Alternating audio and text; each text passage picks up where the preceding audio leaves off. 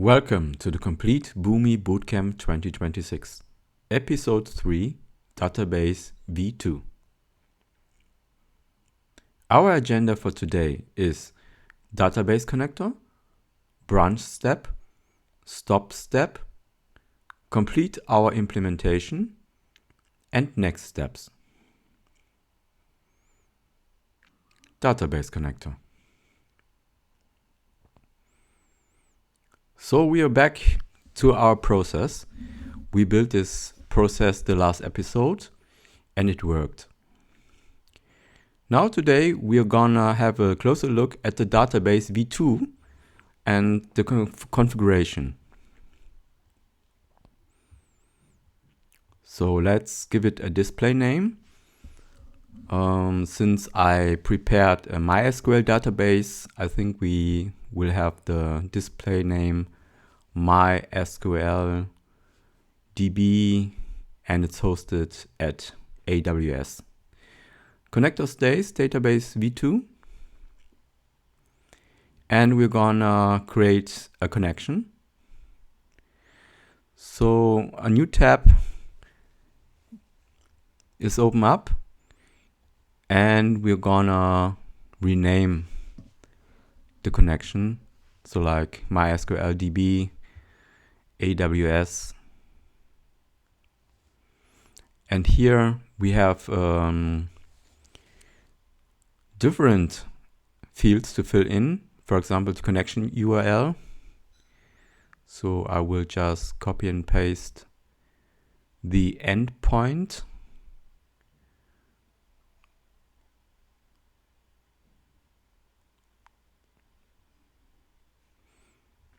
So like this.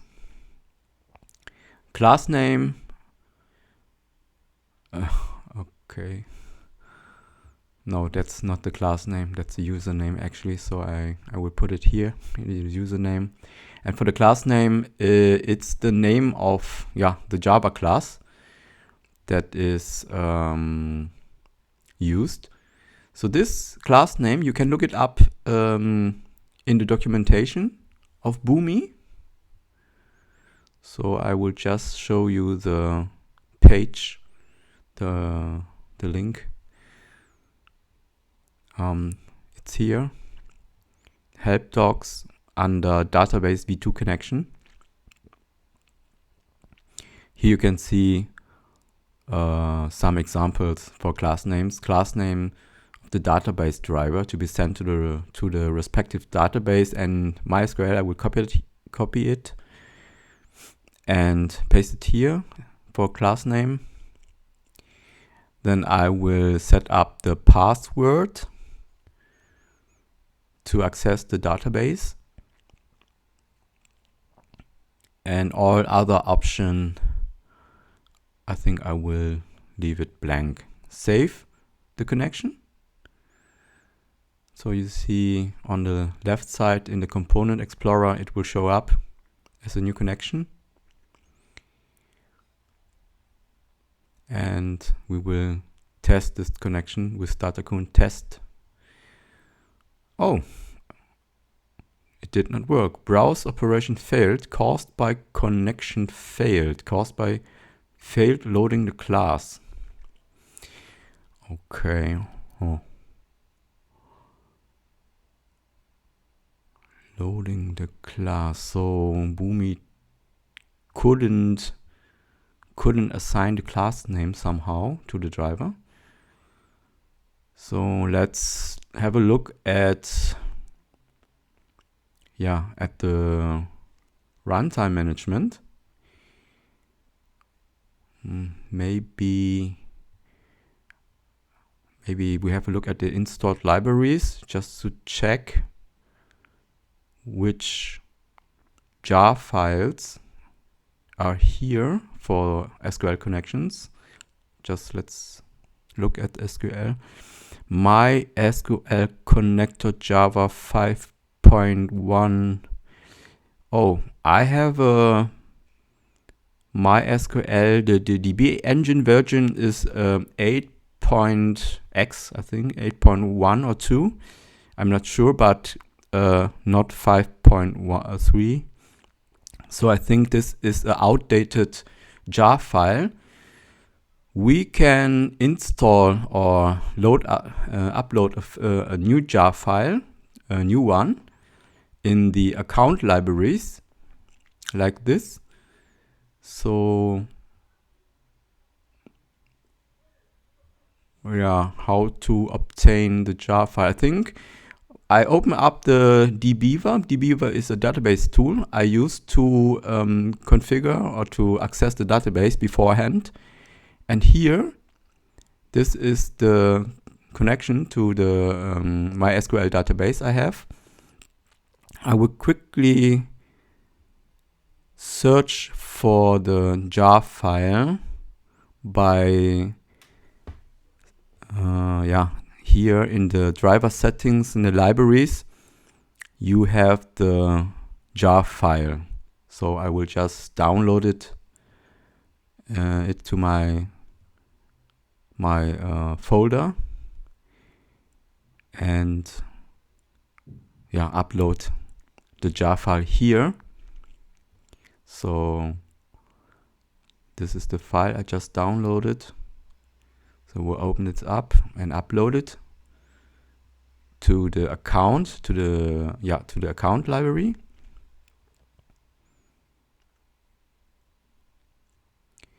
Then we have it in the system. But I think this is not enough. I think we have to somehow provide this file to the runtime. So I think we have to create a custom library that we're gonna deploy to our runtime. So here you can just create a new component in the demo folder, and this time we don't we're looking for the custom library. That is the way how to provide the new library to the system. We give it a name. So for example, let's take MySQL and pointing out the version, the DB engine version. It should be 8.x because I don't know exactly the engine version, but pointing out that it's version 8 is the driver. Then next we have a look at the custom library type, that is the connector. And we want to assign this to the database v2 step or connector. Then next we have to select the jar file we want to include in this custom library. That will be this one we uploaded before. And then I think we can save this.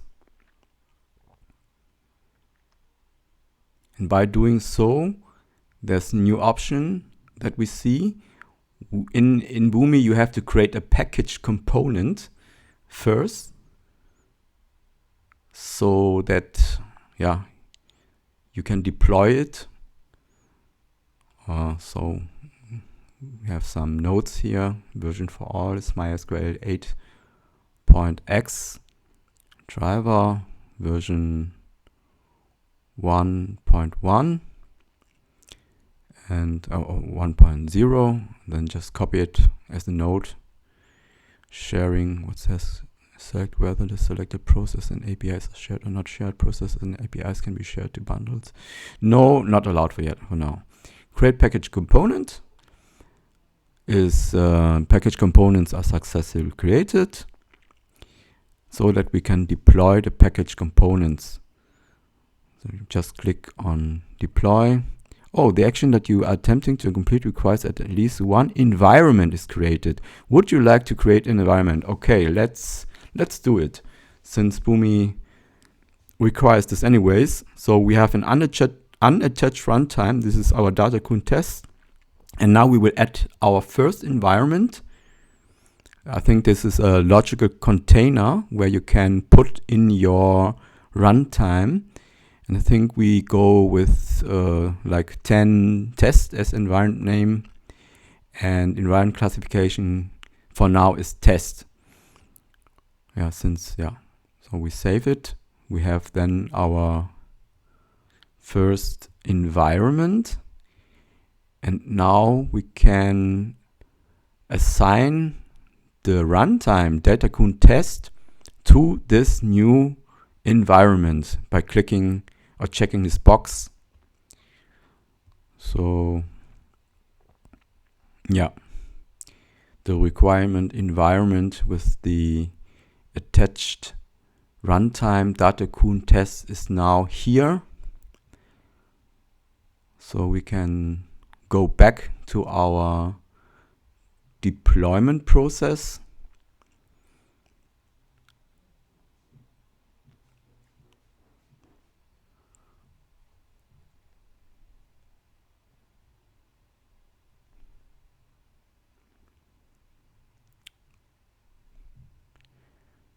So again, we deploy this package to the 10 test environment. Select this package we created just a minute before. And here you see a little review, and now you can finally deploy the package component. Deployment is successful. That means that this library is now deployed on our runtime that we are using to test the process. Let's have a look. This is our connection, and we test the connection again. Let's see if this works now. Oh, again, it does not work. Again, failed loading the class. I think the class name might be the wrong one, because this class name might be referring to the older version of the driver. So I have an idea. Maybe in dbeaver you can display the correct class name. So let's look at the driver settings, and here you see the class name is a little bit different. It's called com.mysql.cj.jdbc driver.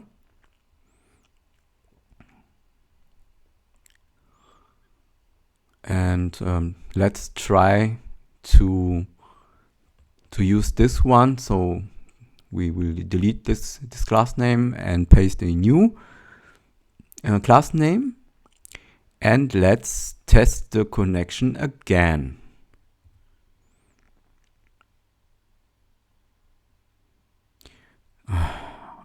Another error. Browse operation failed. Caused by connection URL is invalid for test connection.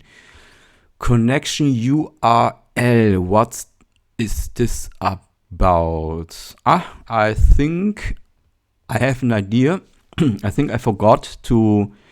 The connection URL actually is consists of some string before. This is only the endpoint name of my MySQLDB. So back we're here in the documentation, and we're looking for the right connection string. Yeah. So this JDBC MySQL this part we have to copy and just have it here at the start before the endpoint name. And I think maybe we should include the port also. It would be 3306. Yeah. So let's try if this helps. Just save it and we test the connection again.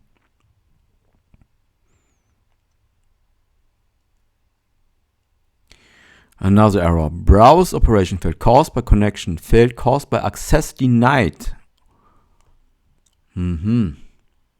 Connection denied. Yeah.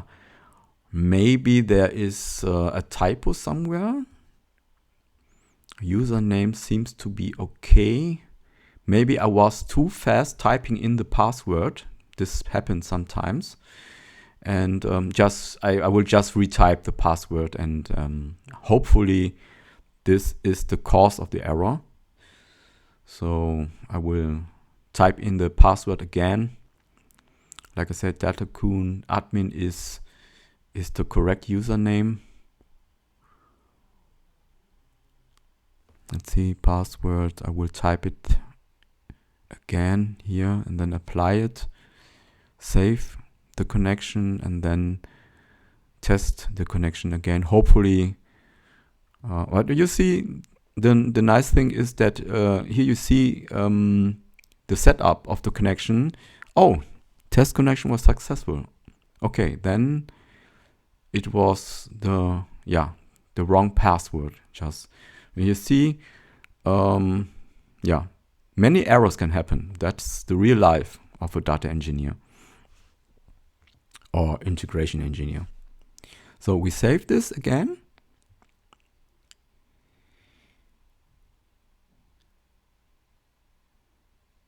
Okay, then the database v2 is halfway configured.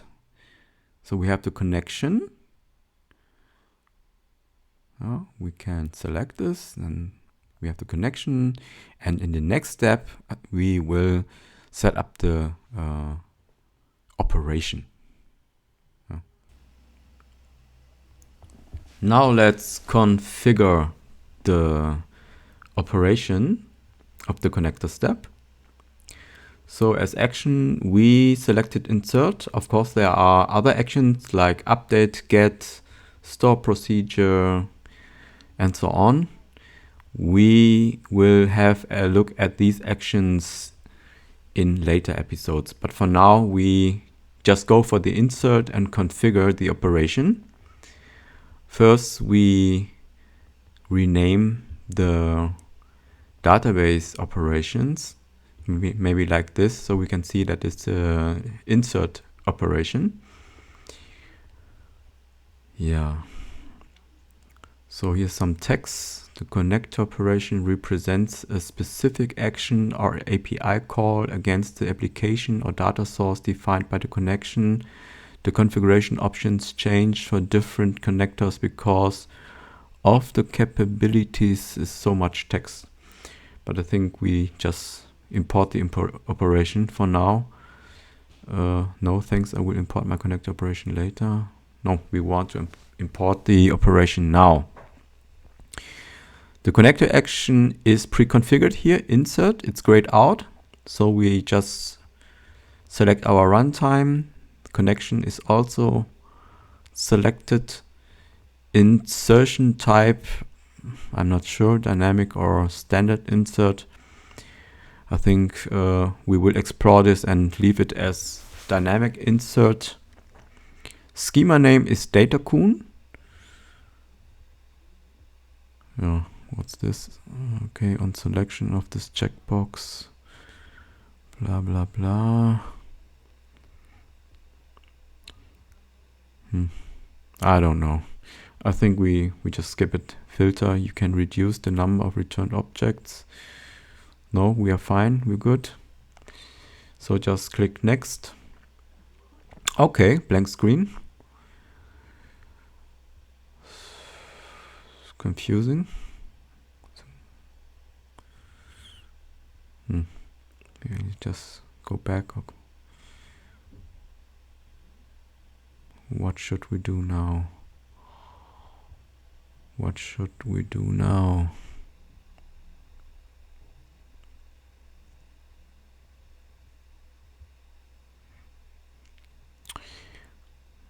Just try to, maybe this helps.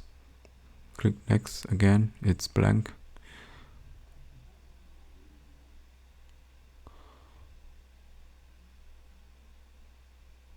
Okay, without schema name, maybe. No, this did not help. Okay, so we cancel this. Import the operation again. Maybe this was just a bug in Boomi. So we try it again, schema name. Oh, this time something happens. It's connecting to runtime. Okay.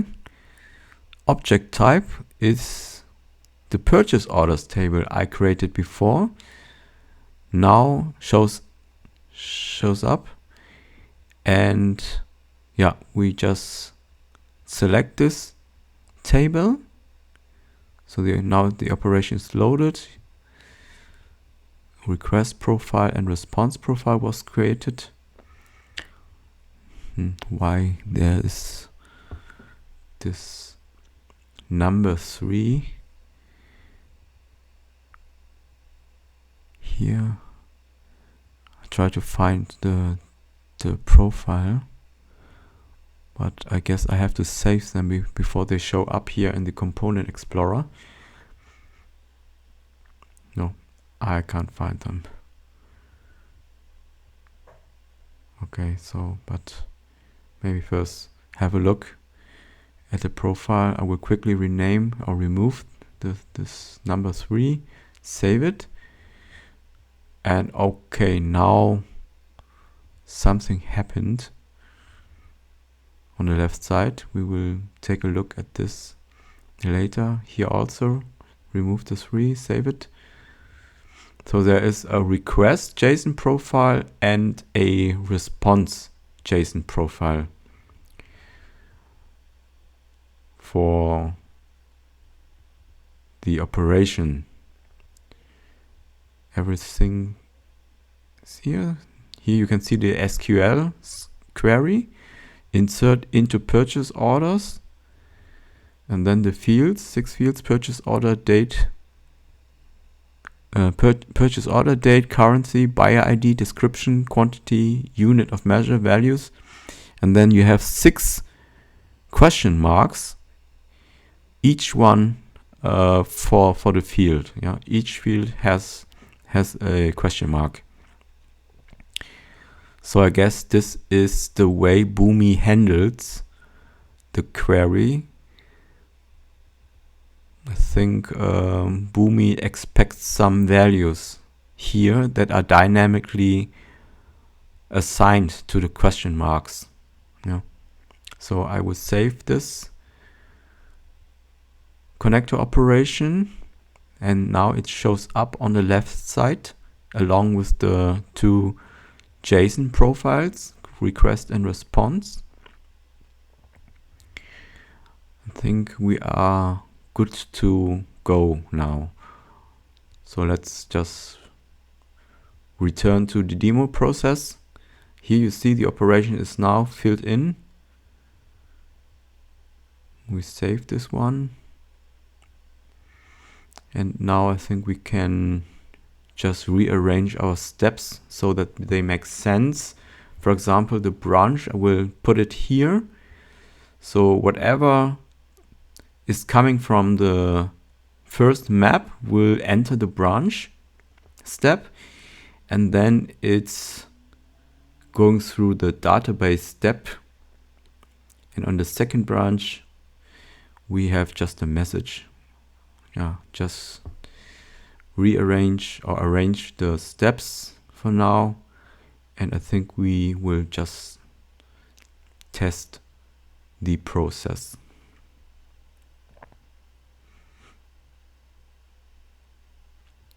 Okay, looks fine. So just test this process.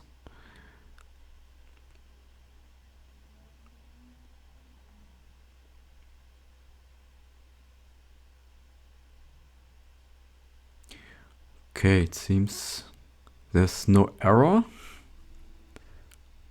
I will quickly check the source data. So as expected, this is the JSON file we get from the mapping. And here some kind of, seems to be a response from the database. Okay, rows affected is 1, inserted ID is blank, and yeah, maybe we check it in the database using dbeaver, our database editor, and we just run this query and oh, okay, values are null. Something was inserted, but every field has a null value. So there's something wrong with our process. And I think the cause is that, I mean, we just tried to insert the JSON file that came from the first mapping. But I think somehow we need to use this JSON profile here. And I think looking at it, it contains, or it has some, all the fields we have in the database. For example, the purchase order date, the buyer ID, the currency, the description, the quantity, and of course the unit of measure. I think we have to use another map that would convert the JSON file to the database specific JSON structure or file. Yeah? That is just an idea of mine. So but let's just try it. So we detach this one, and I think we will create another map for now, a new map like this.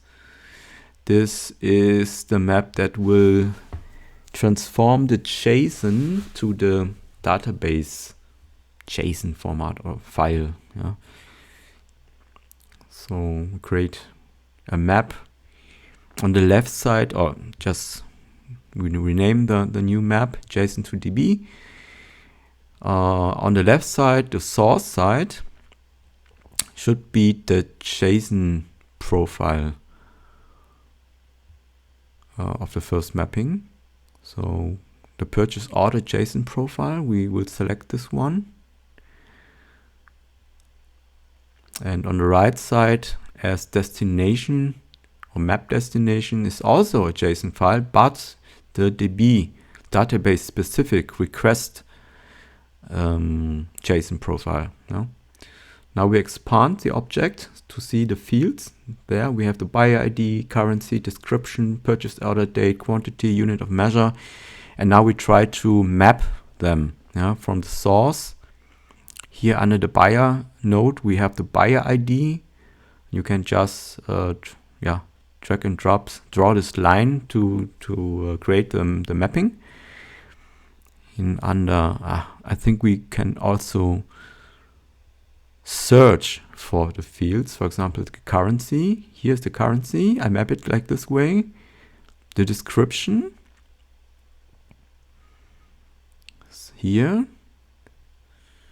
So I will draw a line from left to the right side like this.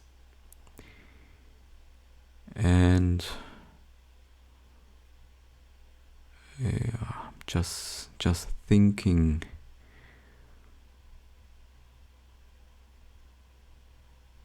So it's pretty easy. If you want to map the fields, just drag and drop, or draw a line from the left to the right side. Yeah. So let's find out. Here's the PO date, purchase order date. Here we have the quantity, and at last the unit of measure. So the mapping is complete. Now we save it. Here also we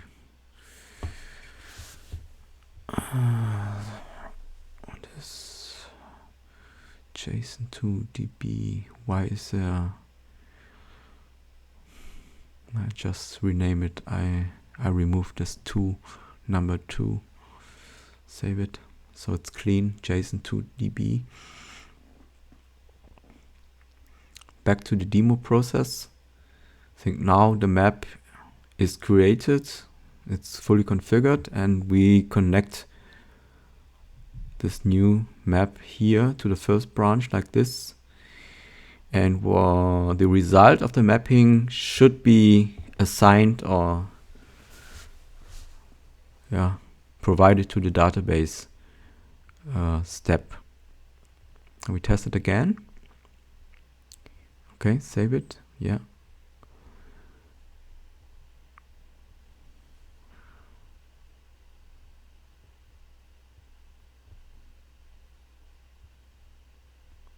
Okay, no errors, but I wonder if the data is now inserted into our database, respectively to our table. Yeah. So okay, here you have the JSON file. Now let's check again. Oh, good. Here you see another row, and this time it has values. Yeah? So that means that we need to convert the JSON to the database specific format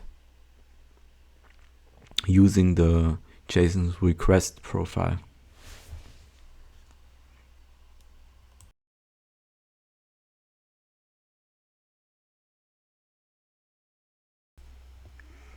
Now we have a look at the branch step. The branch step, let's have a look. The branch step is used when you have several actions that you want to execute in sequence. Okay, not in parallel, in sequence. Each branch consists of a separate path that is executed in sequential order. A branch's path is executed to completion before executing the next branch. Okay, that means if there's an error in a branch, the next branch is not executed. Number of branches. Okay, cannot exceed 25. Let's try 4. Oh, that's nice. So another additional 2 branches are added. Okay, you can revert back to the original amount of branches. 1 is not allowed. Value 3, you can go with 3, 4, 5, 6. Let's try 6. Okay. So Boomi adds 4 additional branches for us.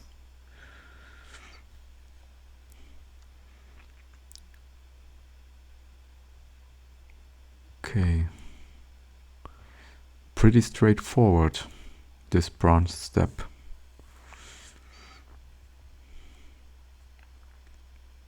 Great.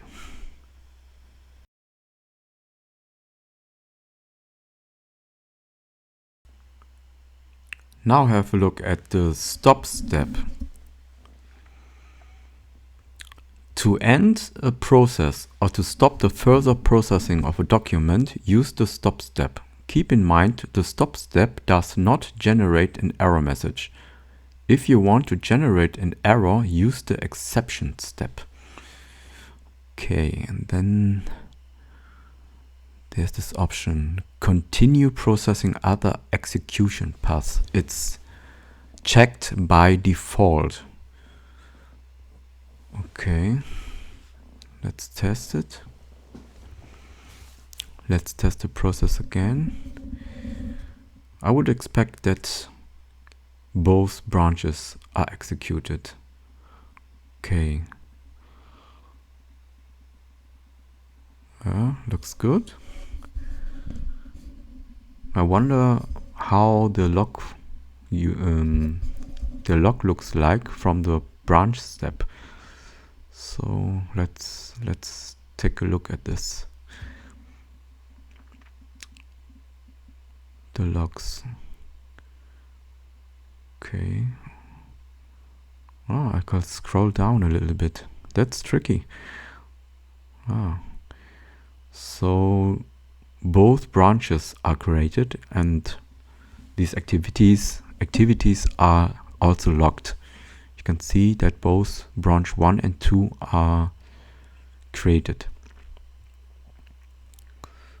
So I wonder what this option, how does it work? But to me it sounds, if you deactivate this option, that the branch 1 will not further execute, so that the branch 2 is never or shouldn't be activated. You can also see that the stop step has another display name. It's end and continue, and if you turn off this option, it turns to end and return. Okay, let's test. I'm curious, wow, how the process is now working.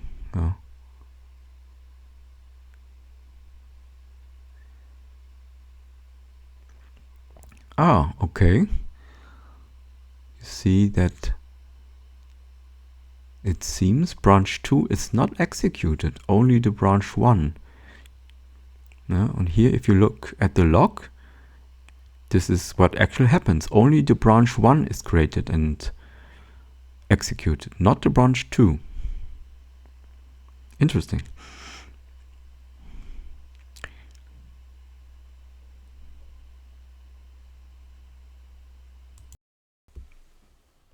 Complete our implementation. What we achieved so far. First, we had to look at the start step and configured no data to the start steps. Then we had this message step where we would have the XML purchase order in a variable. Then we created a map in order to transform the XML file to a JSON file. Then we had to look at the branch that would send the document into 2 different branches. Then of course we set up the connector step, the database connector step, with the connection and the operation. And the tricky part was to install the custom library. Then we looked at the stop step. So now we have a complete working process. Congratulations, great work. Next steps. Our agenda for the next episode will be shared components folder and set up 3 additional database connectors. The route step, it's part of the logic. Notify step, part of execute. It was really fun to work with you guys. Thanks for watching, and I'll catch you in the next episode.